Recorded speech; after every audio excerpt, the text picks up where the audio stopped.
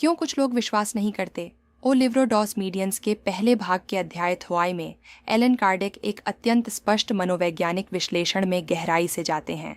वह अविश्वासियों के विभिन्न प्रकारों में भेद करते हैं। वह कहते हैं कि सभी अविश्वास एक ही स्थान से नहीं उत्पन्न होते। कुछ अविश्वासी अज्ञानता के कारण होते हैं, वे लोग जो बस विषय को नहीं जानते। इस मामले में जानकारी की कमी संदेह उत्पन्न करती है। समाधान टकराव नहीं बल्कि स्पष्टता है। कुछ अविश्वासी बुरी इच्छा के कारण होते हैं, जब तथ्यों की जांच करने में जानबूझकर प्रतिरोध होता है। आधुनिक मनोविज्ञान बताता है कि अक्सर यह प्रतिरोध पहचान के संरक्षण या मौलिक विश्वासों में बदलाव के डर से जुड़ा होता है। कुछ लोग स्वार्थ या बुरी नीयत के कारण भी अस्वीकार करते हैं। यहाँ कार्डेक दृढ़ हैं। जब व्यक्ति यह महसूस करता है कि कोई विशेष विचार व्यक्तिगत लाभ या सामाजिक स्थिति को खतरे में डालता है, तो वह ईमानदार विश्लेषण के बिना उसे अस्वीकार करने का विकल्प चुन सकता है।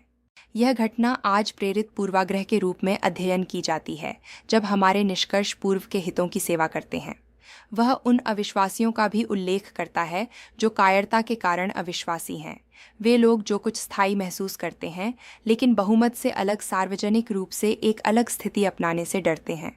सामाजिक न्यूरोसाइंस दिखाती है कि बहिष्कार का डर मस्तिष्क के उन क्षेत्रों को सक्रिय करता है जो दर्द से जुड़े होते हैं, अर्थात सामाजिक दबाव जैविक रूप से वास्तविक है। एक अन्य समूह धार्मिक संदेह के कारण अविश्वासी होते हैं। कुछ लोग डरते हैं कि मध्यस्थता के घटनाओं का अध्ययन उनकी पारंपरिक मान्यताओं के खिलाफ जा सकता है। कार्डेक सम्मान की सिफारिश करते हैं, क्योंकि धार्मिक चेतना संवेदनशील होती है और इसका ध्यानपूर्वक इलाज किया जाना चाहिए। अंत में वह उन लोगों के बारे में बात करता है जो निराशाओं के कारण अविश्वासी बन गए हैं। लोग जो धोखाधड़ी या भ्रांतियों का अनुभव करते हैं, वे सामान्य अविश्वास विकसित कर सकते हैं।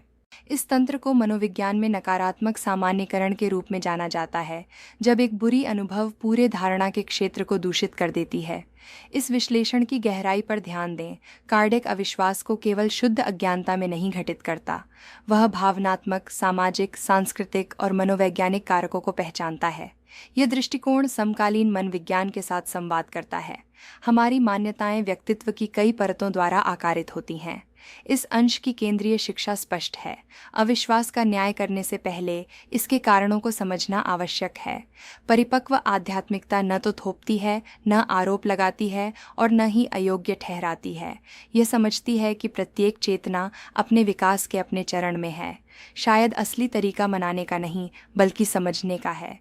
यदि अविश्वास के विभिन्न प्रकारों पर यह विश्लेषण आपके लिए नई दृष्टिकोण लाया है, तो इस सामग्री को किसी ऐसे व्यक्ति के साथ साझा करें जो गहन विचार और सम्मानजनक संवाद को महत्व देता है, और इस जागरूक अध्ययन की यात्रा को जारी रखें।